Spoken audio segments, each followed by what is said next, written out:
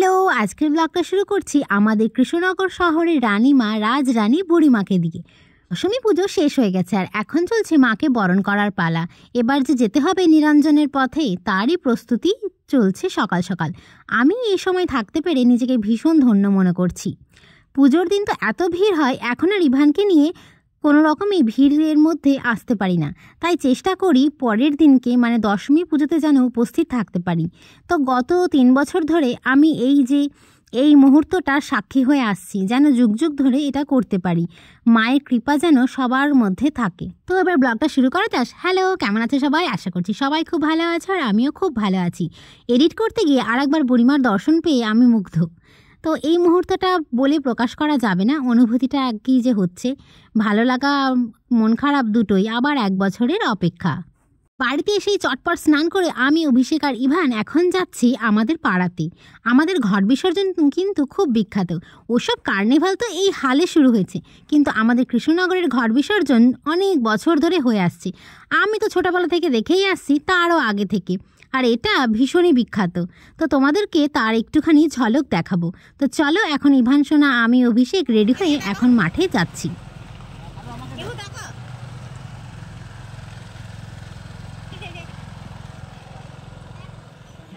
তো মণ্ডপে চলে এসেছি, এসেই দেখলাম পালকি রেডি হয়ে গেছে, সুন্দরভাবে ফুল দিয়ে সাজানোও হয়ে গেছে এবং যারা নিয়ে যাবে তাদেরও প্রস্তুতি প্রায় শেষের দিকে।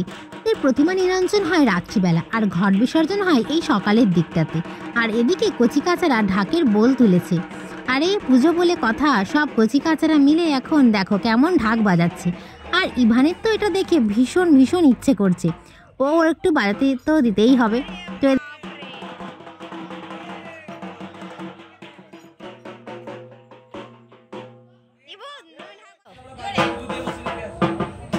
আওয়াজই হচ্ছে।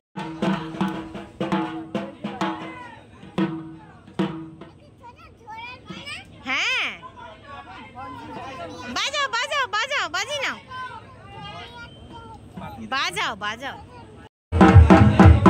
আমার দিকে তাকাও, কেউ কিচ্ছু বলবে না, বাজাও ডুডুম। ওদিকে একটু বড় সাইজ মানে ইভানের থেকে ওই পুচকেদের তো ঢাক বাজানো বন্ধ করা হয়েছে, কিন্তু ইভান শুরু করেছে এইদিকে ঢাক বাজানো। ওর মনের ইচ্ছেটা ও আর একবার ভালো করে পূরণ করে নিক। আবার 1 বছরের অপেক্ষা, সেই জন্য ওর তো ইচ্ছে করতেই পারে। আর এই যে দেখো, এখন সবাই এসেছে, মাকে এক এক করে দর্শন করে নিচ্ছে। আর এই যে অঙ্কিতা আমার সঙ্গে এসেছে, আর এই যে হলো আমি একটু সুন্দর করে সেজে নিয়েছি। প্রত্যেকবার ঘর বিসর্জনে একবার না একবার যাই, কিন্তু এই যে যেতে পারছি না, তাতে কি, আমার কিন্তু ফুর্তিতে একটুও কম নেই। সুন্দর করে সেজে গুজে নিয়েছি একদম। তো এদিকে ইভান সোনা ট্রাক্টর দেখে উৎসাহে একদম কি যে বলবো, এত উৎসাহিত হয়ে গেছে কি বলবে, ওইটার উপরেই ও ওঠার চেষ্টা করছে। এই যে ফাইনালি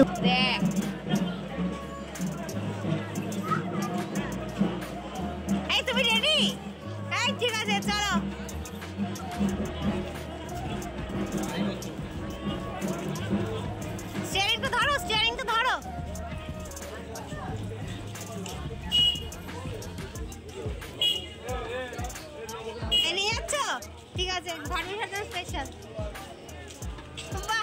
চলো তোমাদের এবার ঘট বিসর্জন সম্পর্কে কিছুটা ধারণা দিই। এই দেখো, এইগুলোতে যাবে বিভিন্ন ধরনের ট্যাবলো বলতে মানুষ সেজে যায়। আগে আমরা পাড়ার সবাই অনেকেই সাজতাম, কিন্তু এখন তো সবার সময় নেই, কারণ বাচ্চাদের পরীক্ষা এগিয়ে এসেছে, সেই কারণে। আর এই হলো আমাদের যুবমা।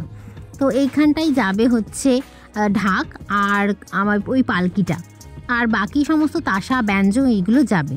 আর এই হচ্ছে চৈতন্যদেবের একটা ট্যাবলো করা হয়েছে। আর এই নদিয়ার সদর শহর বলে কথা কৃষ্ণনগর, তো সেখানে তো নদী আর নদের চাঁদ তো থাকতেই হবে, তাই না? আর এদিকে ইভান সোনা ট্রাক্টর থেকে কিছুতেই নামবে না, সে নাকি আসানসোল যাবে, আর যেখানে যেখানে যেতে ইচ্ছা করছে সে ট্রাক্টর নিয়েই যাবে, আর বলছে চলো রেডি হও। তো এই যে আর একটা ট্যাবলো এখানে দেখছো, এখানে মাঝিদেরকে নিয়ে একটা ট্যাবলো করা হয়েছে, যে তাদের জীবন ধারণ তো বেশিরভাগটা নদীর জলেই থাকে, সেই একটা। আর এই দেখো, এবার এক এক করে সব দেখা যাচ্ছে যে আমাদের পাড়া কী কী করেছে। এই যে এখানে কিছু সখীগণ যাচ্ছে, আর ওই দেখো, ওইদিকে দেখো কেমন হনুমান সেজেছে। ইভান তো এগুলো দেখে যে কী খুশি হয়েছে, ভাবছে গাছ থেকেই নেমে এসেছে। ওদের সঙ্গে আবার হ্যালো হাইও করেছে, কি যে মজা লাগছিল আমার। কিন্তু ওদের কাছে যাচ্ছিল না, কিন্তু দূর থেকে ওর খুব ভালো লেগেছে। আর ঘট বিসর্জনে যাওয়ার আগে এই যে বাজনা, সারা পাড়া জুড়ে একটা আনন্দ মানে কি বলবো বয়ে চলে। তো মা তো চলে যাবে আজকে রাত্রিবেলা, কিন্তু তার আগে ওই এক প্রস্থ ঘট বিসর্জনের যে একটু আনন্দ সেটা মানুষ নিতে এসেছে আমাদের পাড়ায় সবাই মিলে, পাড়ার লোকজন আর কি, সবাই দেখবে। তো আমি এখন পাড়ার ঘরটা দেখব, তারপর বাড়ি চলে যাব। আরও আছে কিন্তু, এখানেই শেষ নয়। আচ্ছা, এবার বলে রাখি, এই যে ট্রাক্টর বা ওই যে ভ্যানগুলো দেখছো, ওগুলো কিন্তু পারমিশন দেয় পুলিশে। তার কারণ কে কটা নিয়ে যাবে যানবাহন, সেগুলো সব কিছু লিখিতভাবে জানাতে হয়, তবেই হয়। আর ওই দেখো, ওই যে সবুজ সবুজ সেরেছে রাক্ষস খোক্ষস, ওটা দেখে ইভান বেশ ভয় পেয়েছে, কিন্তু মজাও পেয়েছে। তো চলো এবার আস্তে আস্তে আমাদের যুবমাতার ঘট বিসর্জনের এক এক করে ট্যাবলোগুলো পরপর সাজিয়ে নেওয়ার পালা। আচ্ছা, এই প্রসঙ্গে বলে রাখি, আমিও কিন্তু একবার ঘট বিসর্জনে সেজেছিলাম।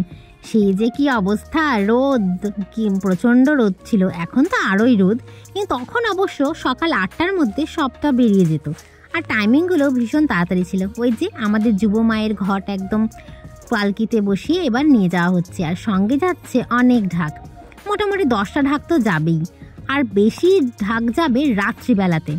আমাদের যুবমাতা সাঙে যাবে। সাং বলতে তোমরা কি বোঝো আমি জানি না, ঘাড়ে করে যে ঠাকুরটা নিয়ে যায় বাঁশ বেঁধে, সেইভাবে আর কি। তো আমাদের পাড়ার ঠাকুরও যাবে রাত্রিবেলাতে, তো তখন তো আর দেখতে পাবো না, কারণ বেশ রাত হয়। আগে তাও 11টা, 11:30 বা 10:30টার দিকে যেত, কিন্তু এখন বেশ দেরি করেই যায়। তো ওই যে নিরঞ্জনের পথে চলেছে আমাদের যুব মায়ের ঘট। তোমরা যারা আমার ব্লগ দেখতে পাবে আর এই ভিডিওটা দেখতে পাবে, তারা একটা সুস্পষ্ট ধারণা ঘট বিসর্জন সম্পর্কে তোমাদের পেয়ে যাবে। তার কারণ এই যে এত কিছু আনন্দ জৌলুস, এটা কিন্তু একটা পাড়ার, আর এখানে কিন্তু অনেকগুলো পাড়া আছে, প্রত্যেকেই তাদের ঘট নিরঞ্জনের সময় এইভাবে শোভাযাত্রা করে থাকে। এটা একটা দেখার মতো হয়। আর কৃষ্ণনগরের রাজপথ তো পুরো ভিড়ে ভিড় হয়ে যায়। তো এটা চাক্ষুষ না দেখলে, না বুঝলে সেটা মানে ফিল করতে পারবে না কেউ। তো এটা একটা আনন্দ উৎসব বলতে পারো কৃষ্ণনগরবাসীর, মনে রাখার মতো। আর এই যে আমি, মা, ইভান সোনা এখানে ওয়েট করছি, আর বাজনাতে একটু নাচানাচু করে নিচ্ছি। ইভানের কিন্তু এদিকে ঘুম পেয়ে গেছে, তার কারণ ওকে যেহেতু আমি একটু খাইয়ে নিয়ে এসেছি আর স্নানও করিয়ে দিয়েছি, ওর বেচারার ঘুম পেয়ে গেছে। তো এখানে দেখতেই পাচ্ছ ঘট বিসর্জনের সব রেডি হয়ে গেছে। কে কোথায় নাচানাচি হবে, কোথায় কোন ট্যাবলোটা হবে, কর্তৃপক্ষ সমস্তটা সাজিয়ে গুছিয়ে নিচ্ছে। কারণ ওই যে একবার রাজপথে চলে গেলে ভিড়ের মধ্যে কিন্তু সেটা আর পসিবল হয় না পরপর সাজানোটা।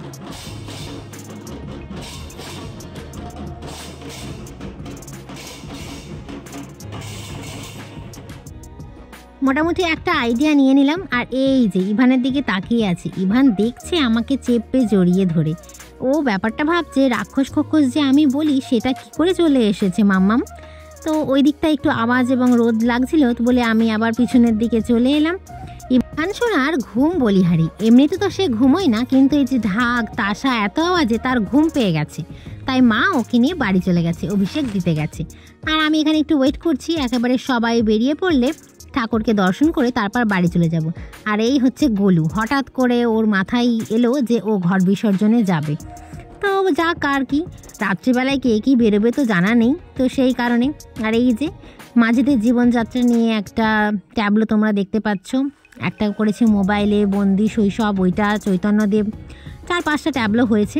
আগে আরও ট্যাবলোর পারমিশন দিত, কিন্তু এখন এত পূজা হয় সেই কারণে আর অত দিতে পারে না, তাই লিমিটেড করে দিয়েছে।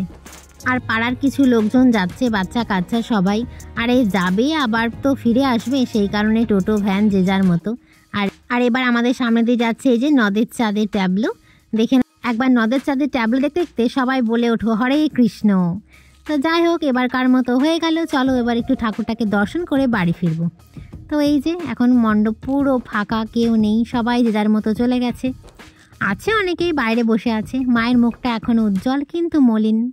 তো রাত্রিবেলায় তো ভালো করে দেখতে পারবো না, কারণ আসন থেকে নামিয়ে দেবে, তখন সাং বাঁধা হবে, সেই জন্য একটু ভালো করে দেখে নিলাম, আর কিছু ফটোটাও তুললাম নিজেদের মতো করে। তো চলো, দেখা হবে অন্য কোনো ব্লগে। কেমন লাগলো জানাতে ভুলো না কিন্তু।